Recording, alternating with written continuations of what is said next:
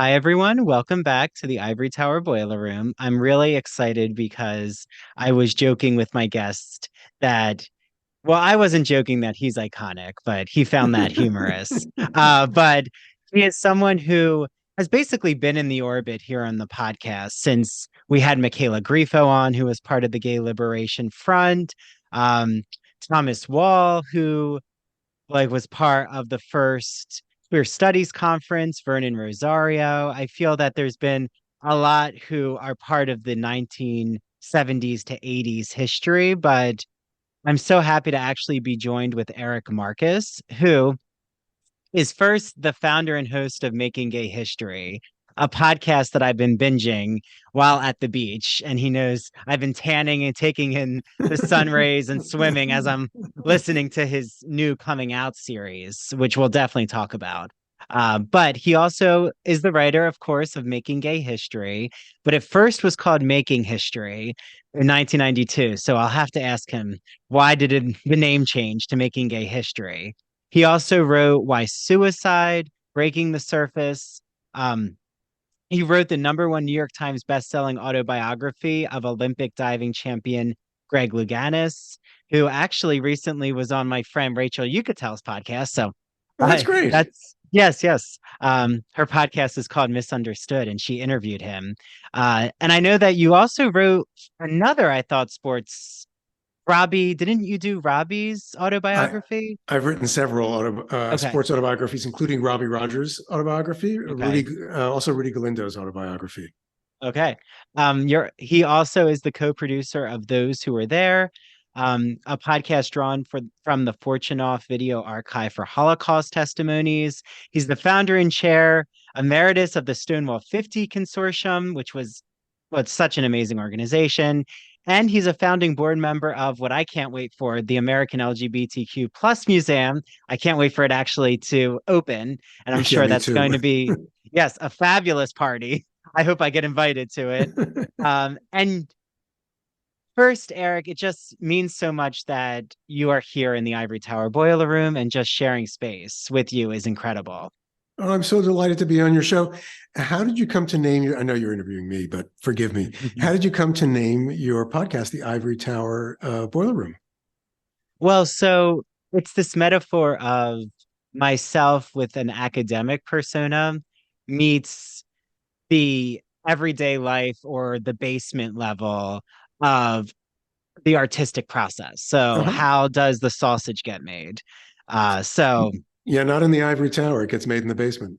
no, exactly. Yeah. So it's like this really nice mixing of the darkness of the basement with the beauty and glory of an ivory tower fairy tale. Like Yes. the Yes. two I worlds got meet it. somewhere. I got it. Um, yeah, so no, thanks for that. But since I just got my PhD and I now always call myself an unapologetic gay scholar, I really find it fascinating just your career of publishing, but also in your recent podcasts. Like, let's start with coming out in the 70s, if that's okay, because I feel Sure. it gives Sure. us a lot more of who you are as a person, where your publications don't necessarily, Yeah, you wouldn't it know. wasn't necessarily a memoirist style. No, no. In fact, when I did the original Making Gay History, which was called Making History in its first edition, I was very clear about leaving myself out of it.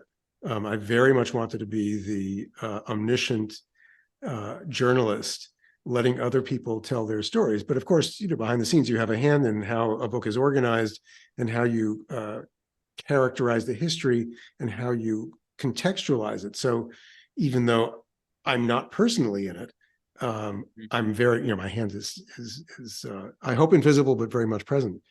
Uh, but in the recent season of Making Gay History, which was called Coming of Age during the 1970s, it is very memoir-esque. My experience of growing up as a gay kid in the 1970s set against the backdrop of the what became the gay liberation phase of the gay and lesbian civil rights movement. So yes, and I wound up talking about things that I never expected to talk about in any way, shape, or form. But yeah, yeah. And there's beautiful, just what you do so well is this archive audio Like I remember specifically, you have a lot with Sylvia Rivera and Yes, Star, yes. um, the organization that she founded, that it really nicely mixes with you providing the background, but then actually hearing from even, I'm going to forget her name, but she was the founder of PFLAG, the parents Oh yes, of organization. course. Jean Manford, Jean and Morty and her son Morty Manford. Yes, and I never it never occurred to me when I was young that how iconic Jean was and Morty because of their efforts in founding PFLAG 50 years ago. And then my mother became very involved in PFLAG, and then only years after her death, I learned that my mother co-founded PFLAG Queens with Jean Manford. But my mother Wow. didn't tell me because I had scolded her once about the fact that this was my work and my world and what was she doing messing in it. Um, but I really wish she had told me that she was a co-founder of PFLAG Queens. I comments it's she's been dead for 14 years when I learned that. Oh, wow. And Yeah. I'm assuming that PFLAG Queens is still going on. Oh yeah, very much so. Yeah. Yeah, yeah, yeah.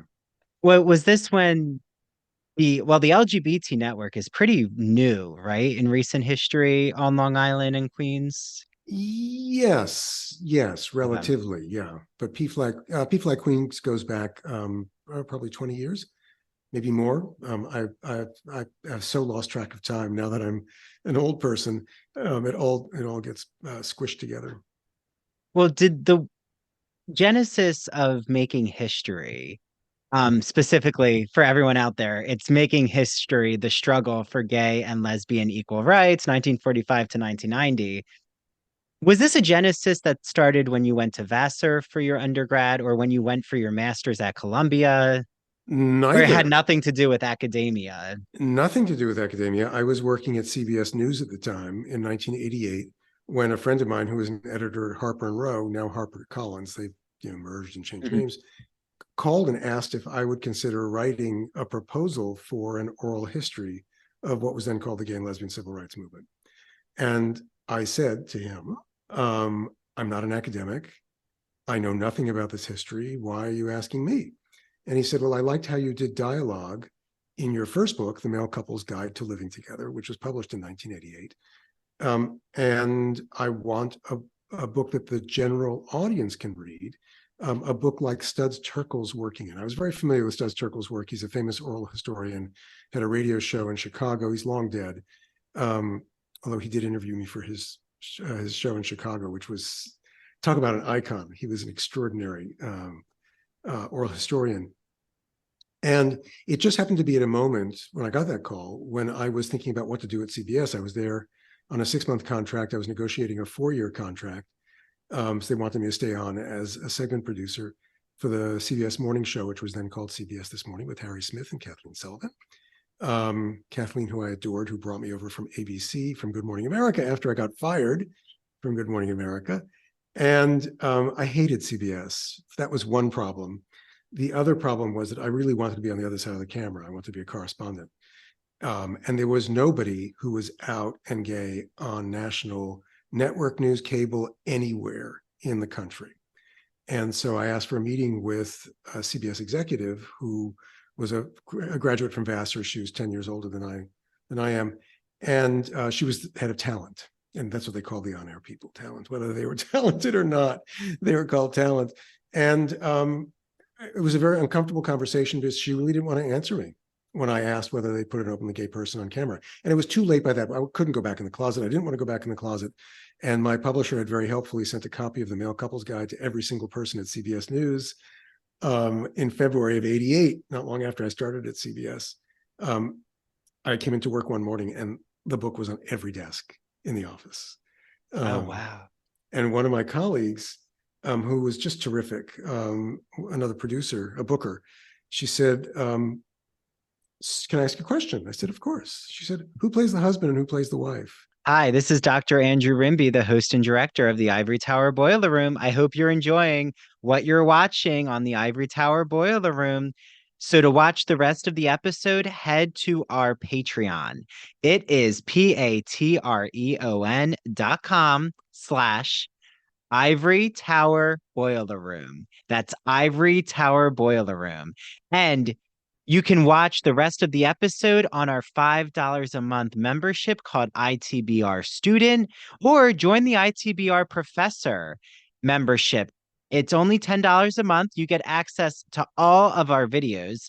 You get access to both of our book clubs, the Ivory Tower Boiler Room and the True Crime and Academia book club. Plus, you unlock all of our other episodes. So, at the ITBR Student, you only get access to our weekly interviews and the True Crime and Academia episodes. For $10 a month, you get access to our ITBR rewatches, our Teaches series, and True Crime and Academia rewatches and Teaches series, plus the book clubs. Okay, can't wait to see you all on Patreon. And just a reminder, I also offer consultation services. It is $30 for your initial consultation. You get a 1 hour private Zoom with me, and I will help you whether you want to create your own podcast and or media brand, you want to navigate academia as an undergrad or grad student, you need help with technology as it relates to teaching or media, do you want to expand your social media presence as an artist, writer, podcaster, or academic, or even crafting your public humanities identity, I will help you with my consultation services. You can also find that on Patreon as well. Okay. Thank you all for watching and for supporting the Ivory Tower Boiler Room. Bye.